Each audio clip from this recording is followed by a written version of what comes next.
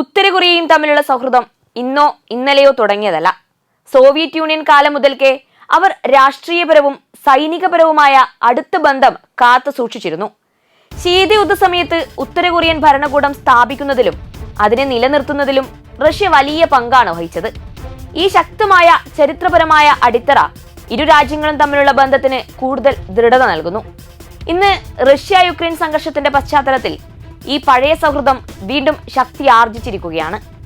പാശ്ചാത്യ രാജ്യങ്ങളുമായി കടുത്ത അഭിപ്രായ വ്യത്യാസങ്ങളുള്ള റഷ്യയ്ക്ക് അന്താരാഷ്ട്ര തലത്തിൽ ഒറ്റപ്പെട്ടു നിൽക്കുന്ന ഉത്തര കൊറിയ ഒരു പ്രധാന തന്ത്രപരമായ പങ്കാളിയാണ്. അന്താരാഷ്ട്ര ഉപരോധങ്ങളെ നേരിടുന്ന ഇരു രാജ്യങ്ങൾക്കും പരസ്പര സഹായം അനിവാര്യമായ സാഹചര്യമാണ് നിലനിൽക്കുന്നത്. പതിറ്റാണ്ടുകളായി നയതന്ത്ര പ്രസ്താവനകളിൽ മാത്രം ഒതുങ്ങി നിന്ന ഈ ബന്ധം ഇപ്പോൾ പുതിയ ഘട്ടത്തിലേക്ക് കടന്നിരിക്കുകയാണ്. ഇരു രാജ്യങ്ങളും തമ്മിലുള്ള ബന്ധം കേവലം രാഷ്ട്രീയ പിന്തുണയിൽ ഒതുങ്ങാതെ നേരിട്ടുള്ള സൈനിക സഹകരണത്തിലേക്ക് വളരുന്ന കാഴ്ചയാണ് ഇപ്പോൾ കാണാൻ കഴിയുന്നത്.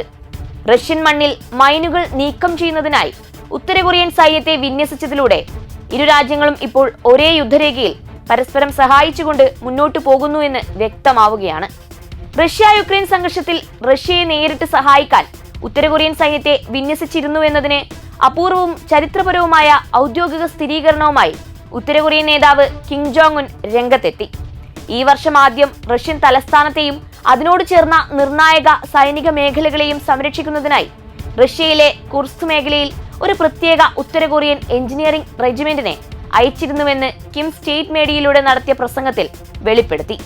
റഷ്യൻ മണ്ണിൽ റഷ്യൻ സുരക്ഷയ്ക്കായി ഉത്തര കൊറിയൻ സൈനികർ നേരിട്ട് ഏറ്റെടുത്ത മാരക ദൗത്യത്തെക്കുറിച്ച് ഉത്തര കൊറിയ ആദ്യമായി തുറന്നു പറയുന്ന ചരിത്ര നിമിഷമായിരുന്നു അത്. ഇതോടെ റഷ്യയെ പിന്തുണച്ചുള്ള ഉത്തര കൊറിയയുടെ പങ്ക് വെറും ആയുധ വിതരണത്തിലോ നയതന്ത്ര പിന്തുണയിലോ ഒതുങ്ങുന്നതല്ല, മറിച്ച് സൈനികരെ തന്നെ വിന്യസിച്ചുള്ള തുറന്ന യുദ്ധ സഹകരണത്തിലേക്കാണ് ഉയർന്നിരിക്കുന്നതെന്ന കാര്യം വ്യക്തമായി. മൈൻ നീക്കം ചെയ്യലിന്റെ ഇടവേളകളിൽ പോലും അവർ സ്വന്തം പട്ടണങ്ങളിലേക്കും ഗ്രാമങ്ങളിലേക്കും കത്തുകൾ എഴുതിയിരുന്നുവെന്ന് സൈന്യത്തിന്റെ തിരിച്ചുവരവിനെ അഭിനന്ദിച്ചുകൊണ്ട് കിം പറഞ്ഞതായി Korean central news agency report ചെയ്യുന്നു. ഓഗസ്റ്റിൽ ആരംഭിച്ച 120 ദിവസത്തെ വിന്യാസത്തിനിടെ ഈ റെജിമെന്റിന് 9 സൈനികരുടെ ജീവൻ നഷ്ടമായതായും കിം ഔദ്യോഗികമായി സ്ഥിരീകരിച്ചു. ഉത്തര കൊറിയൻ തലസ്ഥാനത്ത് നടന്ന ഔപചാരികമായ സ്വീകരണ ചടങ്ങിൽ രാജ്യത്തിനു വേണ്ടി വീരമൃത്യു വരിച്ച സൈനികരെ കിം ജോങ് ഉൻ ആദരിച്ചു. അവരുടെ ധീരതയ്ക്ക് ശാശ്വത തിളക്കം ലഭിക്കാനായി അദ്ദേഹം സംസ്ഥാന ബഹുമതികൾ നൽകി. ദീർഘമായ പ്രസംഗത്തിൽ ഓഫീസർമാരും സൈനികരും സങ്കല്പിക്കാനാവാത്ത മാനസികവും ശാരീരികവുമായ ഭാരങ്ങളെ അതിജീവിച്ചാണ് വീര്യം പ്രകടിപ്പിച്ചതെന്ന് കിം എടുത്തു പറഞ്ഞു. വെറും 3 മാസത്തിനുള്ളിൽ മൈനുകൾ നിറഞ്ഞ ഒരു വലിയ അപകട മേഖലയെ സുരക്ഷിതമായ ഒരു പ്രദേശമാക്കി മാറ്റിയ അവരുടെ ദൗത്യം ഒരു അത്ഭുതമായിരുന്നുവെന്നും അദ്ദേഹം കൂട്ടിച്ചേർത്തു.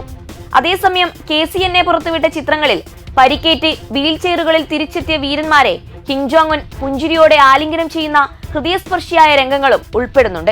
റഷ്യയും ഉത്തര കൊറിയയും തമ്മിലുള്ള ബന്ധം ഇന്ന് രൂപപ്പെട്ടതല്ല.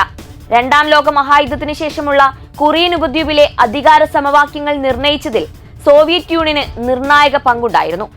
1948 ഉത്തര കൊറിയൻ രാഷ്ട്രം രൂപപ്പെടുമ്പോൾ കിം ഉൽ സങ് ഭരണത്തിന് രാഷ്ട്രീയ, സൈനിക, ആശയപരമായ പിന്തുണ നൽകിയത് റഷ്യയായിരുന്നു. കൊറിയൻ യുദ്ധകാലത്ത് സോവിയറ്റ് യൂണിയൻ നേരിട്ട് സൈന്യത്തെ അയച്ചില്ലെങ്കിലും ആയുധങ്ങൾ, പരിശീലനം, തന്ത്രപരമായ സഹായങ്ങൾ എന്നിവ നൽകി ഉത്തര കൊറിയയെ ശക്തിപ്പെടുത്തി. സോവിയറ്റ് യൂണിയൻ തകർന്നതിനു ശേഷം ഈ ബന്ധത്തിൽ തണുപ്പ് വന്നെങ്കിലും പാശ്ചാത്യ രാജ്യങ്ങളുമായുള്ള സംഘർഷം ശക്തമാകുന്നതിനനുസരിച്ച് റഷ്യയും ഉത്തര കൊറിയയും വീണ്ടും അടുത്തു വരികയായിരുന്നു. പ്രത്യേകിച്ച് വ്ളാദിമിർ പുടിന്റെ നേതൃത്വത്തിൽ പാശ്ചാത്യ ആധിപത്യത്തിനെതിരായ ഒരു ബഹുപക്ഷ ലോകക്രമം എന്ന ആശയത്തിൽ ഇരു രാജ്യങ്ങളും ഒരേ പക്ഷത്തായി. പിന്നീട് കാലങ്ങൾക്ക് ശേഷം റഷ്യ യുക്രൈൻ സംഘർഷം ഈ പഴയ ബന്ധത്തിന് പുതിയ ജീവൻ നൽകി.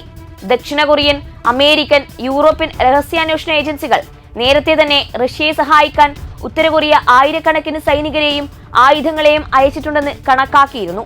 ഏപ്രിലാണ് ആദ്യമായി റഷ്യയെ പിന്തുണയ്ക്കാൻ സൈന്യം വിന്യസിച്ചതായും യുദ്ധത്തിൽ ഉത്തര കൊറിയൻ സൈനികർ കൊല്ലപ്പെട്ടതായും ഉത്തര കൊറിയ ഔദ്യോഗികമായി അംഗീകരിച്ചത്. അന്താരാഷ്ട്ര ഉപരോധങ്ങൾ മൂലം ഒറ്റപ്പെട്ടു കിടക്കുന്ന ഉത്തര കൊറിയയ്ക്ക് റഷ്യയുമായുള്ള ഈ സൈനിക സഹകരണം തന്ത്രപരമായി അതീവ നിർണായകമാണ്. ആണവ, മിസൈൽ പദ്ധതികളുമായി ബന്ധപ്പെട്ട ഉപരോധങ്ങളെ മറികടക്കാൻ റഷ്യയുടെ രാഷ്ട്രീയ, സാങ്കേതിക പിന്തുണ ഉത്തര കൊറിയയ്ക്ക് വലിയ ആശ്വാസമാണ്. മറുവശത്ത് യുദ്ധം നീളുന്നതിനാൽ മനുഷ്യശക്തിയിലും ലോജിസ്റ്റിക്സിലും സമ്മർദ്ദം നേരിടുന്ന റഷ്യയ്ക്ക് ഉത്തര കൊറിയൻ സൈനികരും ആയുധങ്ങളും വിലമതിക്കാനാവാത്ത സഹായമാണ്. വിശകലന വിദഗ്ധർ പറയുന്നത് ഇതിന്റെ ഭാഗമായി റഷ്യ ഉത്തര കൊറിയയ്ക്ക് സാമ്പത്തിക സഹായം, ഭക്ഷ്യവിതരണം, ഊർജ്ജ സഹായം, അതേസമയം അത്യാധുനിക സൈനിക സാങ്കേതിക വിദ്യയിലേക്കുള്ള പരോക്ഷ പ്രവേശനം എന്നിവ നൽകുന്നുണ്ടെന്നാണ്. ഈ വിന്യാസം ഒരു താൽക്കാലിക യുദ്ധ സഹകരണം മാത്രമല്ല, മറിച്ച് റഷ്യ ഉത്തര കൊറിയ ബന്ധം ഒരു പുതിയ ഘട്ടത്തിലേക്ക് കടക്കുന്നതിന്റെ വ്യക്തമായ സൂചനയാണ്. പാശ്ചാത്യ ലോകത്തിന്റെ സമ്മർദ്ദങ്ങൾ വർദ്ധിക്കുന്ന സാഹചര്യത്തിൽ റഷ്യയും ഉത്തര കൊറിയയും തമ്മിലുള്ള ഈ സ്ട്രാറ്റജിക് അച്ചുതണ്ട് കൂടുതൽ ശക്തമാകാൻ സാധ്യതയുണ്ട്. ഭാവിയിൽ സൈനിക സഹകരണത്തിനപ്പുറം ഊർജം, വ്യാപാരം, ആയുധ വികസനം, നയതന്ത്ര പിന്തുണ എന്നിവയിലേക്കും ഈ ബന്ധം വ്യാപിക്കുമെന്നാണ് സൂചന.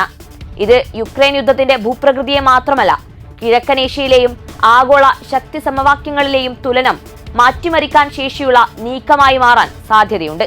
അതിനാൽ കുർസ്കിലെ മൈനുകൾ നീക്കം ചെയ്ത ഒരു എഞ്ചിനീയറിംഗ് ദൗത്യമായി മാത്രം ഈ സംഭവം കാണാനാകില്ല, മറിച്ച് ഇത് വീണ്ടും എത്ര കാലങ്ങൾ കഴിഞ്ഞാലും ശക്തമാകുന്ന ഒരു ഭൗമരാഷ്ട്രീയ കൂട്ടുകെട്ടിന്റെ അടയാളമാണ്.